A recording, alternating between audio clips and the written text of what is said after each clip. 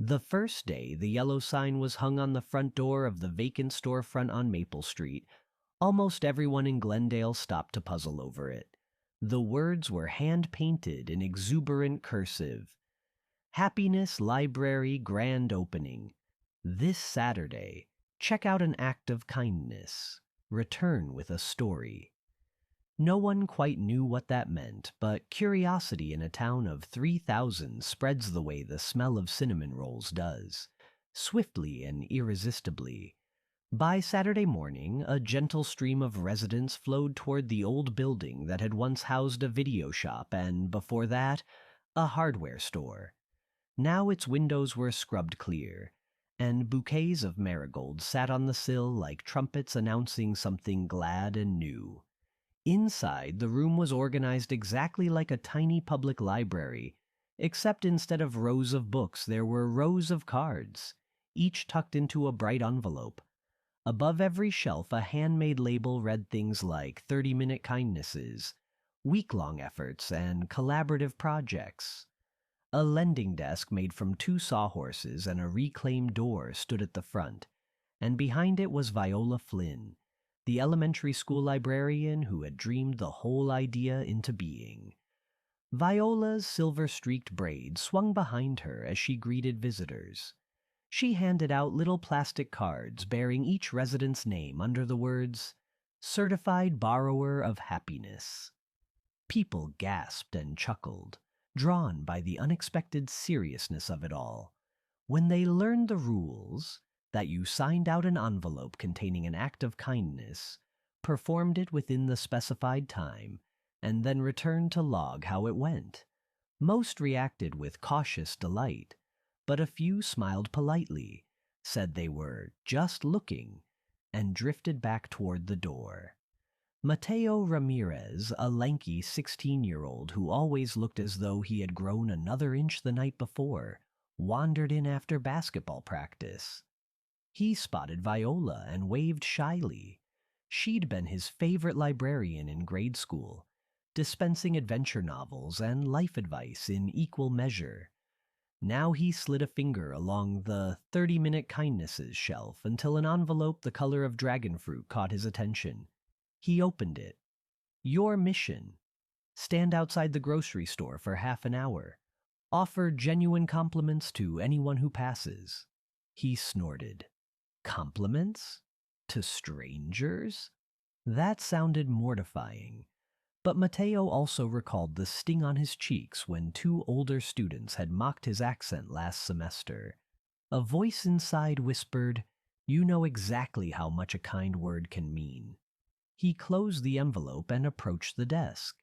Viola beamed as she stamped the card, a satisfying thunk that made him feel both official and, suddenly, inexplicably, brave. At the same time, Ms. Bernice Finch, Glendale's retired history teacher and unofficial town critic, glided in on her steel-tipped cane.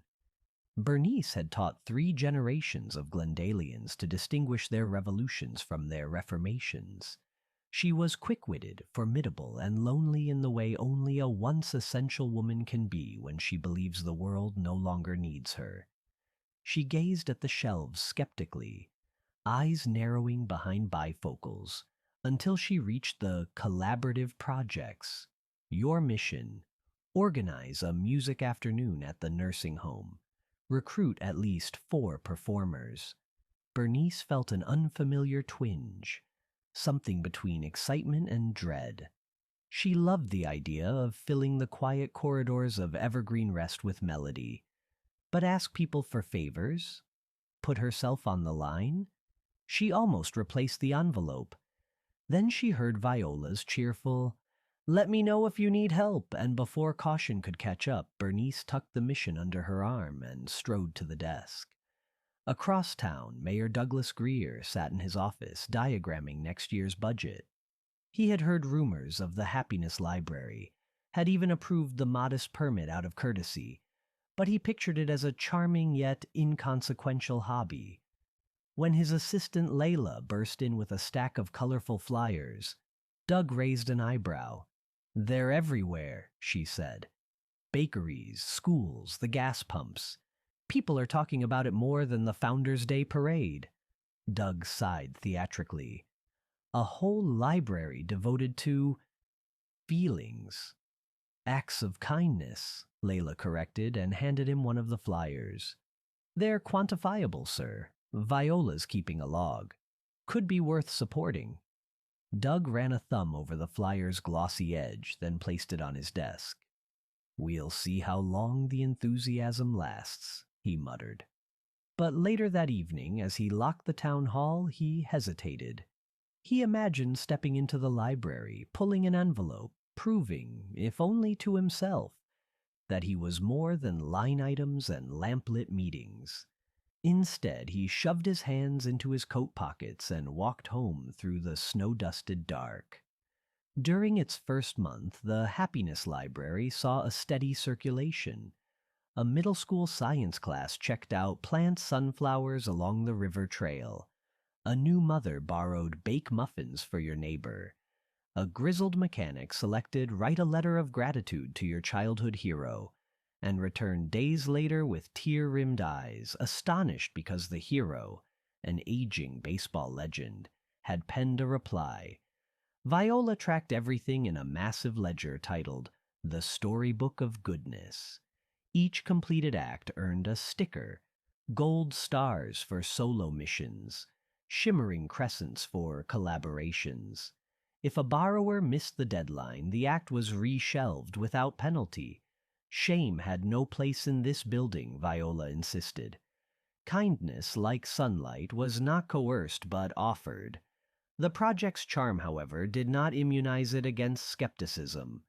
At the Dogwood Diner, Norman Carver declared loudly that no library's gonna fix what's wrong with folks. Elsewhere, others grumbled that charity should be private, not paraded like Boy Scout badges. Viola heard whispers but stayed undeterred. She believed that visibility nourished courage. Seeing another's bravery often coaxes out one's own. Mateo was the first to discover how right she was. The Saturday after he borrowed the compliment mission, he stationed himself outside Green's grocery in his Letterman jacket. For the first 5 minutes he felt ridiculous, throat gluey, feet frozen to concrete. Then a toddler in a puffy pink coat waddled past, clutching a balloon. "Hey, great balloon," Mateo said, voice cracking. The child's face bloomed with glee. Behind her, the mother laughed. "Thank you. She's very proud of it." Emboldened, Mateo greeted the next customer, an older gentleman gripping a sack of oranges. "Those are the best shoes I've seen all day." The man looked startled, then nodded, expression softening. Half an hour streaked by like a comet. Mateo complimented haircuts, resilience. "I see you braving the cold without a hat. Legendary." Even the chirpiness of Mr. Green's doorbell. Instead of feeling drained, he buzzed with energy, a battery charged by connections he hadn't known were possible. That afternoon, Mateo returned the envelope to Viola along with a short write-up. She read it aloud, eyes shining. "I learned that a single compliment is like tossing a tiny pebble in a pond. The ripples keep going. Also learned I'm braver than I thought." She placed a gold star by his name. News of his success zigzagged around town. Other teens soon signed up for help a sibling with homework and collect litter in the park. Meanwhile, Bernice Finch's mission proved naughtier. She wanted to give the nursing home residents a real show, complete with refreshments and decorations. She called former students who had formed a barbershop quartet in college. They couldn't come. She asked the high school choir. They were preparing for regionals. Day by day, the deadline crept closer, and Bernice's confidence sagged. One chilly morning, she hobbled into the grocery, and there was Mateo, bagging groceries part-time. He spotted her and smiled.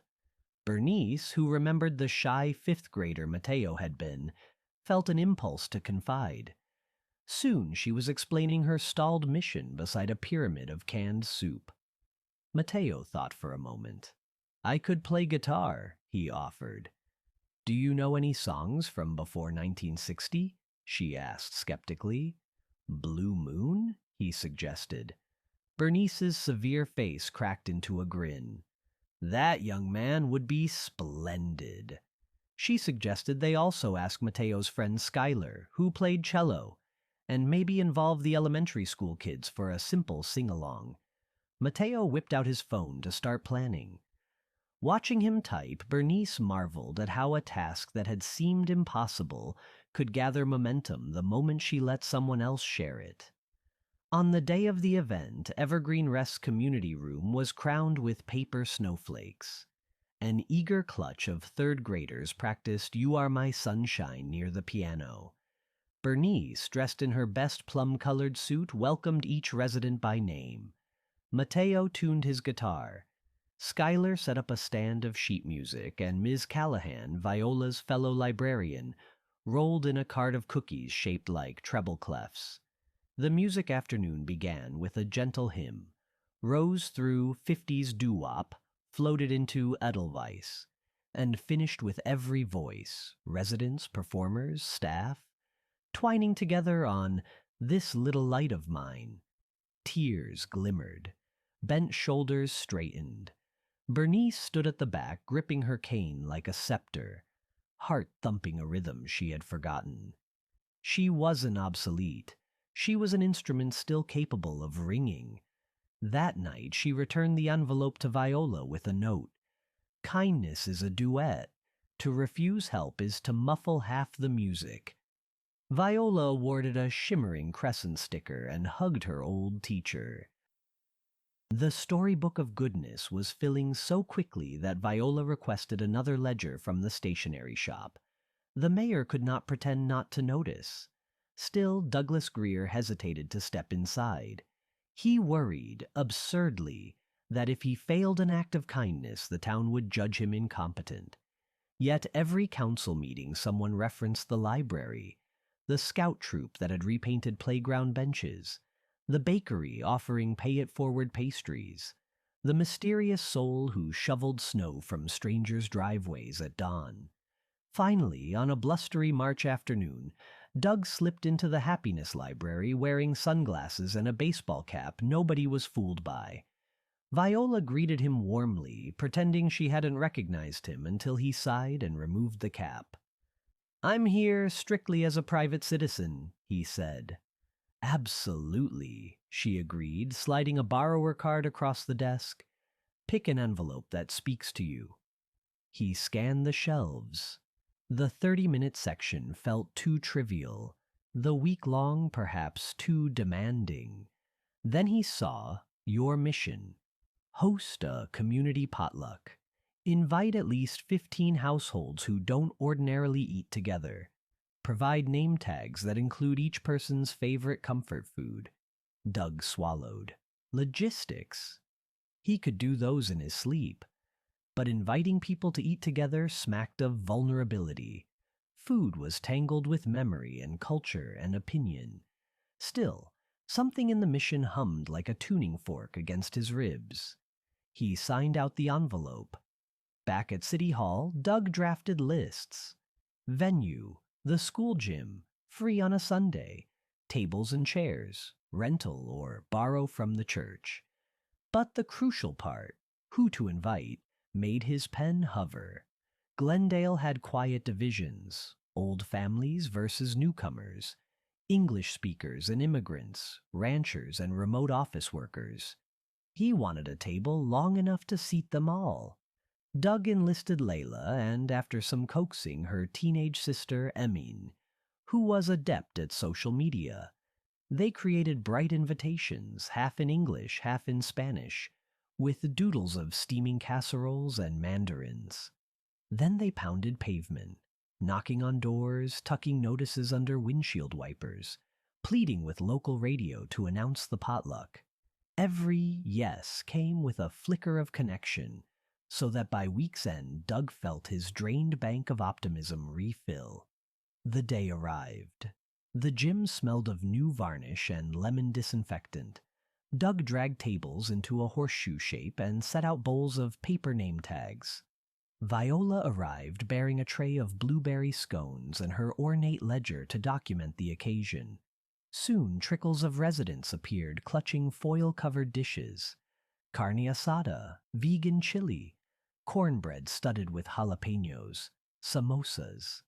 Each guest wrote their name and comfort food: Maya, garlic noodles; Henry, mashed potatoes with extra butter, and stuck the tag to their shirt. People laughed at discovering shared favorites. Barriers cracked like creme brulee as recipe secrets were swapped. Doug roamed, replenishing water pitchers, introducing neighbors who'd never spoken. When Mr. Chang applauded the zing of Mrs. Jefferson's sweet potato pie, Doug realized the event had taken flight independent of him. The potluck had become what sociologists call a third place, a space where status slips away, replaced by the simple miracle of people side by side, chewing, grinning, alive. The highlight arrived unexpectedly. Mateo, emboldened by his previous mission, stood and tapped a spoon against a glass. "I want to thank Mayor Greer," he said, "for reminding us what community tastes like." Applause erupted. Doug's ears flushed. Then Bernice, voice strong as brass, added, "Let's make this quarterly." Cheers again. That night, Doug returned the envelope. 15 households? Viola teased. Your guest list topped 90. She affixed a gleaming crescent sticker and another, a rare comet sticker reserved for acts that spawned new traditions.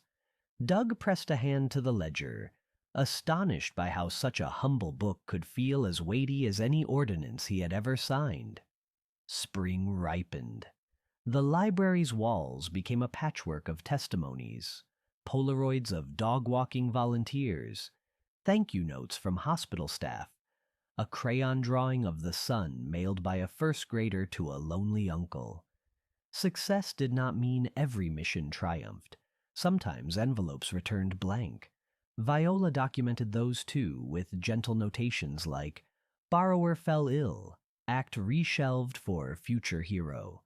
The implicit message: failure is a waypoint, not a destination. One April afternoon, thunder wrinkled the sky and the town lost power. Without traffic lights, commuting parents idled in miles-long lines on Route 8. Viola, who'd closed the library early, phoned Doug to suggest dispatching volunteers with thermoses of hot chocolate. He in turn called Bernice, who had a battery-powered amplifier and a weatherproof porch. By twilight, the jammed road sounded with guitar chords and chatter as Mateo and other teens distributed drinks. The power returned after midnight, but many drivers lingered just to finish songs. Later, reporters from neighboring counties called Glendale, the town that turned a blackout into a block party. The Happiness Library logged the event under spontaneous kindness, no checkout required. Months passed. Acts large and small braided through daily routines until kindness was less an event than a reflex. Arguments at the diner de-escalated when someone joked about handing out library fines. High school detention incorporated mandatory kindness brainstorming, which proved surprisingly popular. Even skeptics softened. Norman Carver was spotted taping quarters to vending machines, though he muttered it was only to break a 10. Of course, life remained imperfect. Cancer diagnoses came, jobs were lost, floods ruined basements. Yet the town seemed to carry those hardships differently, as though muscles previously unused had grown strong enough to shoulder collective weight. People still argued at council meetings, but lurched afterward toward compromise, aware now that their adversary might next week appear at their door with soup. 1 year after opening day, Viola placed a new sign on the storefront. "Happy birthday to us, share your favorite happiness library memory." Inside all day, residents filed in to scrawl notes on bright, sticky hearts. Mateo wrote about gaining confidence. Bernice wrote, "I learned collaboration keeps us young." Layla wrote, Kindness is data you can feel. Norman Carver, astonishing everyone, wrote, "Turns out, sweetness goes with coffee." That evening, the gym hosted a second, larger potluck. A band featuring nursing home residents and high schoolers performed side by side. Bernice's cane tapped rhythm. Viola presented the ledger to the crowd. In 12 months, 1,742 acts of kindness completed.